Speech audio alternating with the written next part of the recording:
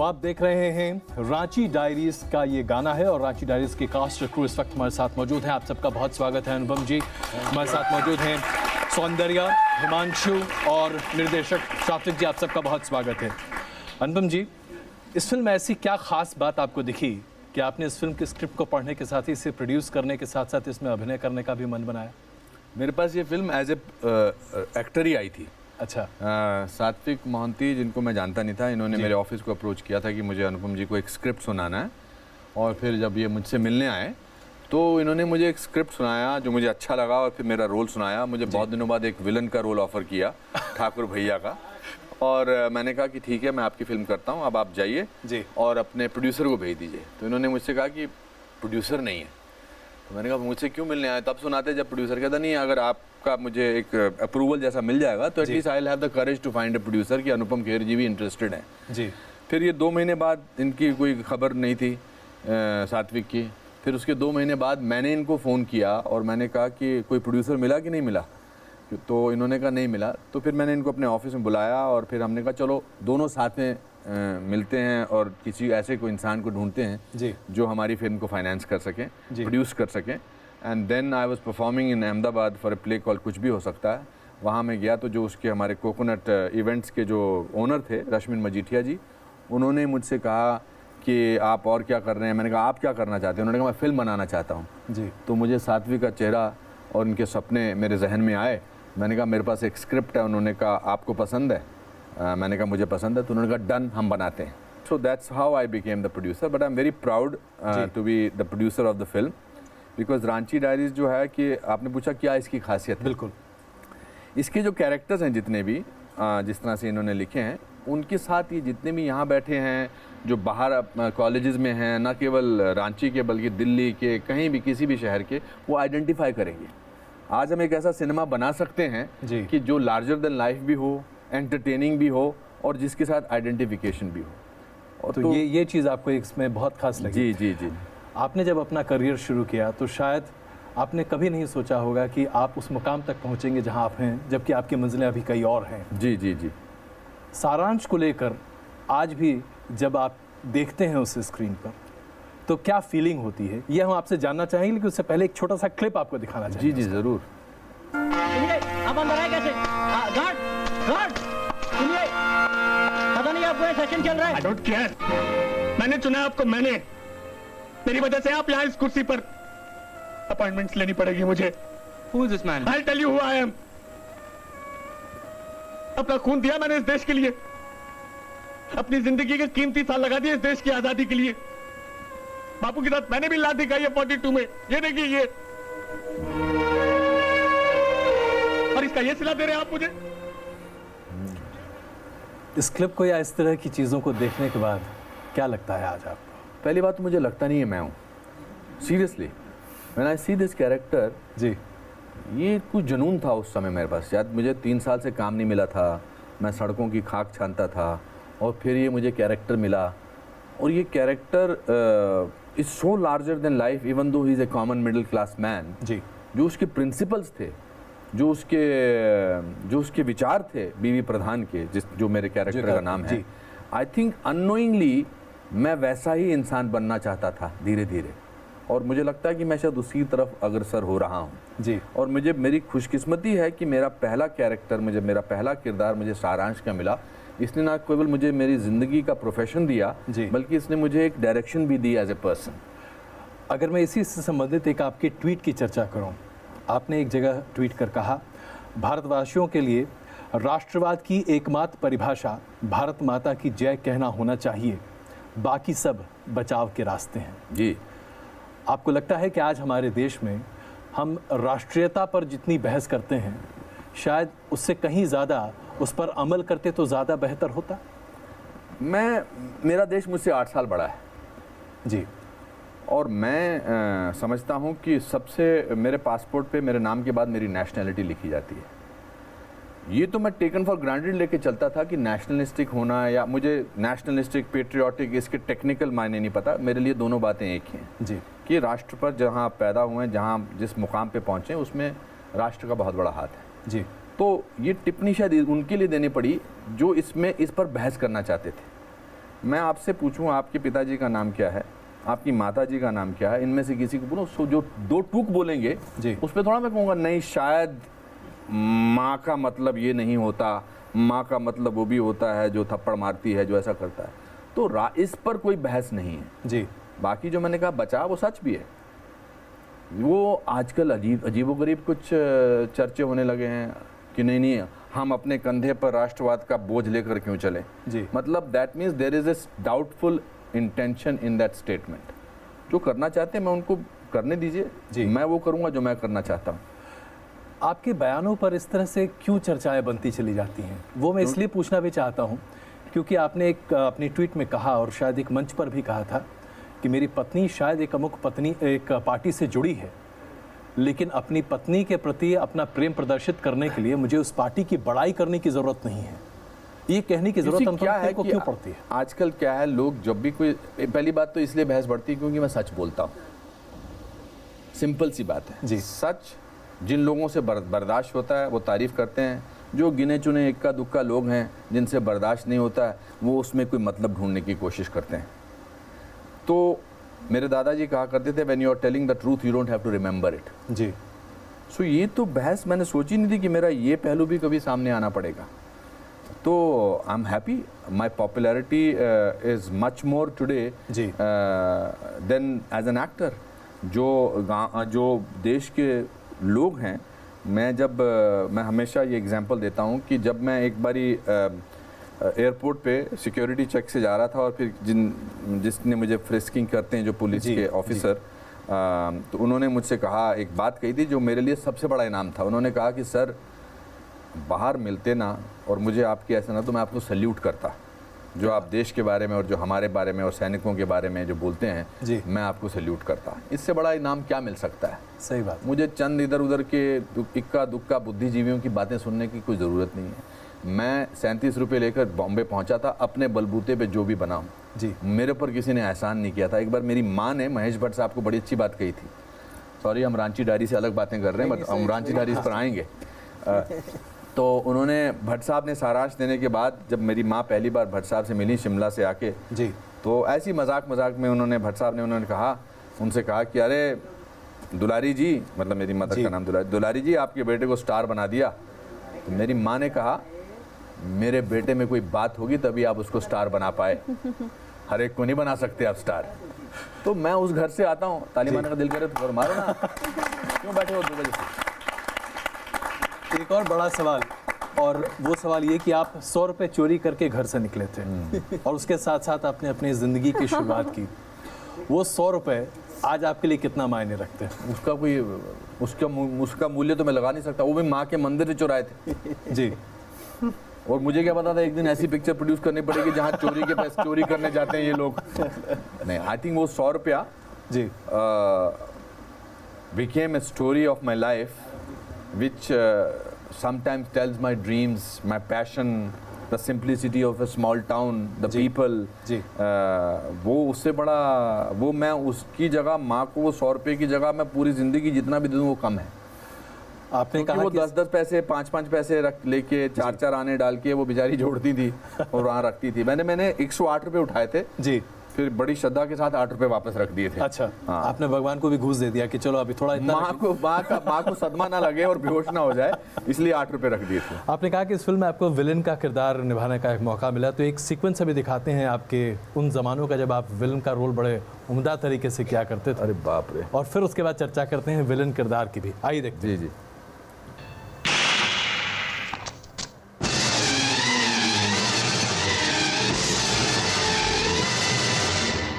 Doctor Dan को आज पहली बार किसी ने थप्पड़ मारा है।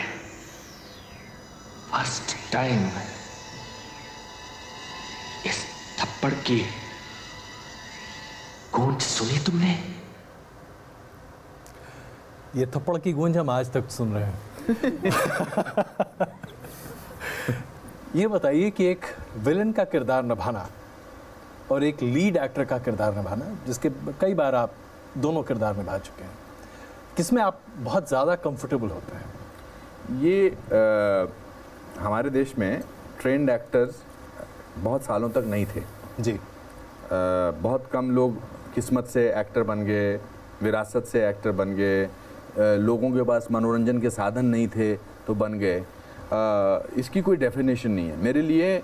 मैंने इसकी एक बड़ी इंटरप्रिटेशन अच्छी दी थी एक बार सुभाष घई साहब को जी। कर्मा फिल्म का ये जो डायलॉग है कि मैं तो मेन एक्टर हूँ इसका, मेरे को आदत है, मैं अंतर्राष्ट्रीय टेररिस्ट हूँ। अगर ये रोल दिलीप कुमार साहब करते या अमिताभ बच्चन साहब करते तो आप कहते हैं लीड रोल है। मैं हूँ जेलर जो है वो दिलीप साहब का रोल है, बिना बात के मुझसे अपसुट हो जाते हैं, मुझे थप्पड़ मार देते हैं। तो मैं फिर मुझे लगता है कि मैं अगर हीरो हूँ तो मैं उनको कहूँगा ना कि मैं अब तेरे को बर्बाद कर दूंगा। बिल्कुल। सो ये इंटरप्रिटेशन मेरे दिमाग में आई नहीं। अभी आपने 2 सीन दिखाए हैं जी, एक सारांश और एक कर्मा जी।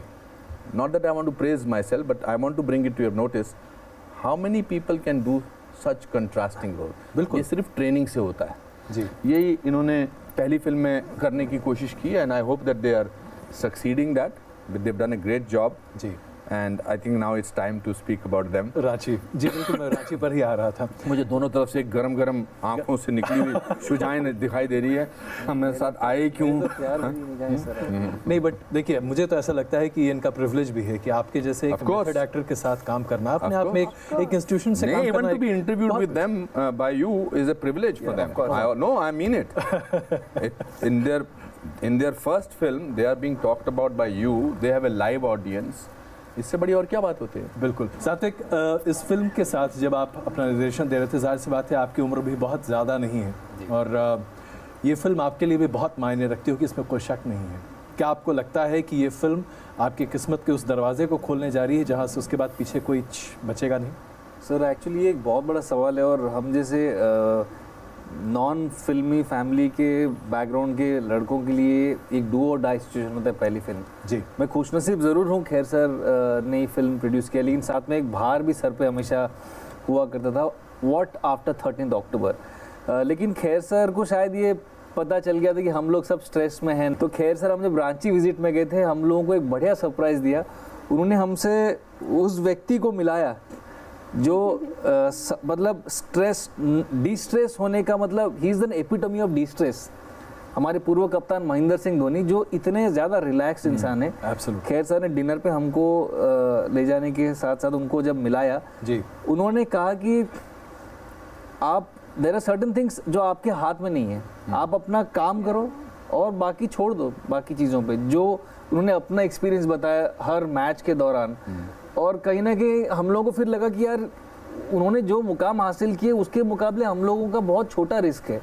ये बहुत मतलब हमारी जो परेशानी थी वो काफ़ी छोटी लगने लगी और हम लोग रिलैक्स हो गए। I am sure he has no idea what he has done to them जी, अपार्ट फ्रॉम प्रेजिंग हर। जब धोनी MS ने इनको बोला कि हाँ मैंने फैशन क्वीन देखा है जी, तो इनकी आंखें यहाँ से दया तक चली गई। उन्होंने कहा कि वो सबसे पहला गाना था जो आपने रिलीज किया और अच्छा गाना है। तो आई थिंक ऑल्सो ये कहानी वही है कि छोटे शहरों से आप सिर्फ सपने देखने हैं, हर सपना पूरा होता है मेरे हिसाब से जी। सपनों की बात करें तो आज ऐसा लगता है जैसे कि हमारे देश में सपनों की भी कीमत लगाई जाती है। और अगर हम बात करें हमारे देश के प्रधानमंत्री जी के बारे में, आपने खुद अपने ट्वीट में लिखा है कि शायद बहुत सारे ऐसे लोग हैं जिन्हें ये बात बर्दाश्त नहीं है कि एक चाय वाला देश का प्रधानमंत्री है। ऐसा क्यों होता है खैर साहब कि ज़मीन से जुड़े लोग जब शीर्ष पर बैठते हैं तो बीच के लोगों के पेट में बड़ा दर्द होता है? सर जिस पेड़ पे सबसे ज़्यादा फल लगते हैं आदमी पत्थर उसी पे मारता है। क्या सीधी सी बात है। क्या बात, बिल्कुल। जिस पेड़ पे फल ही नहीं होगा उस पे लोग पत्थर क्यों मारेंगे जी, है ना? तो ये है सबसे बड़ी बात। और मुझे लगता है कि वो बहुत काम कर रहे हैं और अनफॉर्चुनेटली हम we are living in a phase जहाँ तारीफ करने वाले अगर 100 में से 99 हो, हमको वो नोटिस नहीं होता है। वो जो जिसने एक बुराई की है वो नोटिस होता है। मैं इनको ये भी यही कहता हूँ कि कितने ज़्यादा हमारी तारीफ आज सुर्खियों में है, हमारे हर पेपर में, रांची में फोटो में हैं, तस्वीरें हैं। किसी एक कॉर्नर में अरे यार ये 8वें पेज पे किसी ने थोड़ा सा ऐसे मेरा फोटो ऐसा टेढ़ा क्यों छाप दिया। सो नेगेटिविटी अट्रैक्ट्स मोर अटेंशन। आपने बहते हुए दरिया को कोई नहीं रोक सकता। आपने अपने एक ट्वीट में ये भी लिखा था कि असहिष्णुता का माहौल हमारे देश में सिर्फ 8-10 महीने पुराना था जब आपने वो ट्वीट लिखा था। सही बात भी बोली थी। और आज लगभग ये पूरी बातचीत, अवार्ड वापसी और सब कुछ जो था सब गायब हो चुका है। क्या ये सब एक प्रायोजित मामला आपको लगता है?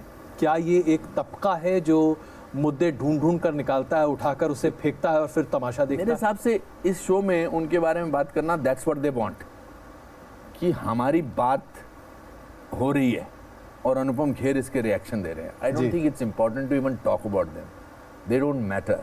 जब मैं बॉम्बे आया था जी, ये सेंटेंस बोलना बड़ा अजीब लगता है, बट मैं, ये तो बड़ी डिग्निफाइड बॉल्ड लुक है, आधे बाल यहाँ से निकले हुए थे, आधे बाल यहाँ से, मुझे सारांश मिली तो मेरे साथ के लोगों ने कहा अरे फंस गया, तू पूरी जिंदगी बुढ़ा बना रहेगा।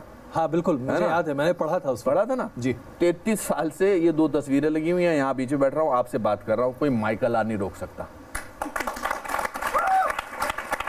ये कॉन्फिडेंस है। हाँ, क्योंकि अपना अब काम जानता हूँ और ईमानदारी से काम करता हूँ। दादाजी बोलते थे कि हार्ड वर्क करो और ईमानदारी से काम करो, दुनिया की कोई ताकत तुम्हें नहीं रोक सकती। और मैं आज तक उनकी इस बात को गलत प्रूव नहीं करना चाहता, राइट प्रूव करना चाहता हूँ।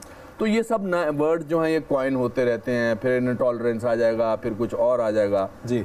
हमारे यहाँ एक ऐसा प्रधानमंत्री है जो पता आज तक नहीं पता कि सोते भी हैं कि नहीं सोते हैं। बिल्कुल, छुट्टी नहीं ली आज तक, छुट्टी नहीं ली।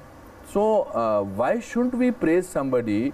अगर हम मिस्टर सचिन तेंदुलकर को प्रेज कर सकते हैं जी, महेंद्र सिंह धोनी को प्रेज कर सकते हैं, पीवी संधू को प्रेज कर सकते हैं, तो इसका मतलब अगर जब वो हारते हैं तो हम ये तो नहीं कह रहे अरे यार इससे कुछ नहीं होने वाला।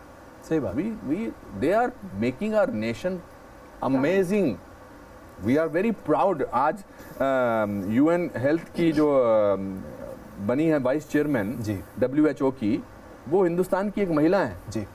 आज हमारे पायलट जो थी भावना जी, कैप्टन भावना, वो महिला थी जी। तो मैंने कहा ये है power.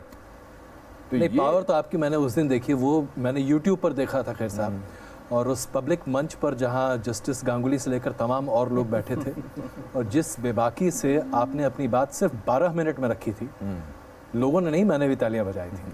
Thank you so much, thank you. I think मैं ये जानना चाहता हूँ कि जब आप इस तरह के लोगों के सामने खड़े होते हैं और अपनी बातों को स्पष्टता से रखते हैं, उस वक्त आपके जहन में क्या चलता रहता है?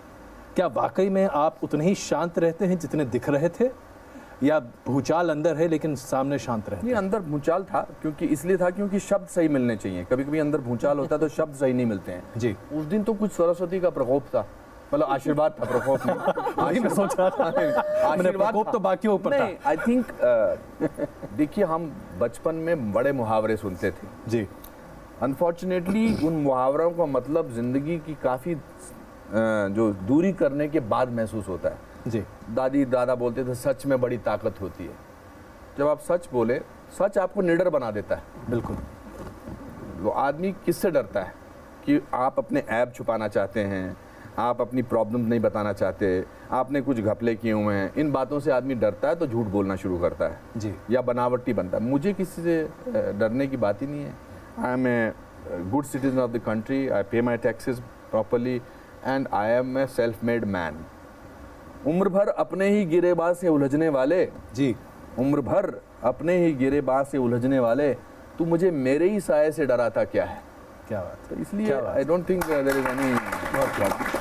तो कश्मीर पे जब आप अपनी बातों को स्पष्टता से रखते हैं और उसका विरोध भी होता है, तब आपके दिमाग पर क्या चलता है? क्या आपको लगता है कि वाकई में इस तरह का विरोध कहीं भी जायज़ है? ये विरोध करने वाले हैं कौन? ये मेरे क्या लगते हैं?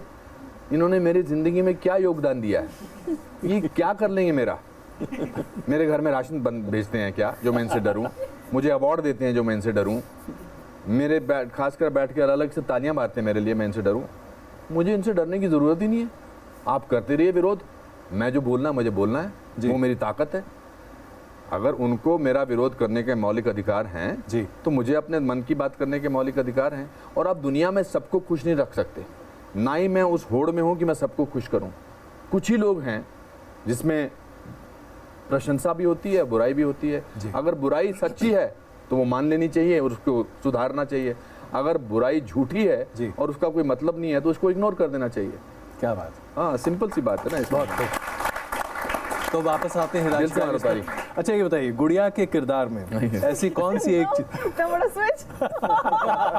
ये इसी को जिंदगी कहते हैं।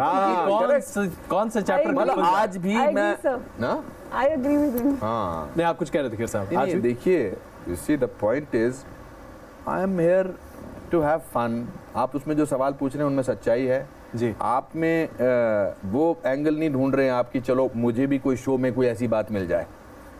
नहीं बिल्कुल। सो नहीं, दिस इज व्हाट हैपेंस। अगर कोई ऐसा मुझे एहसास होता या कोई इस तरह के बैठे होते जी, तो मैं इस टॉपिक पे आता ही नहीं। सही बात। और मैं निकल जाता। आपको मैंने जवाब दिए जो मेरे मन में थे। हम वाकई में इसकी तारीफ करते हैं कि आप बड़ी बेबाकी से चीज़ों को रखते हैं और यही आपकी सबसे बड़ी थाती है जी। तो गुड़िया पर वापस आएं तो भाई गुड़िया जी ये बताइए कि आपके किरदार में और आपकी असल ज़िंदगी में कहीं कोई मेल है? कोई ऐसी चीज़ लगती है जो कि वाकई में, जैसे आपने कहा ठीक है गाने में वो खरीदना, शॉपिंग, ये सारी चीज़ें अलग, लेकिन क्या वो एक ऐसी चीज़ जो कहीं आपको दिल को छू जाती कि यार ये जब मैं कर रही हूँ ना, मुझे एक्टिंग करने की ज़रूरत नहीं है, खुद ब खुद हो रहा है?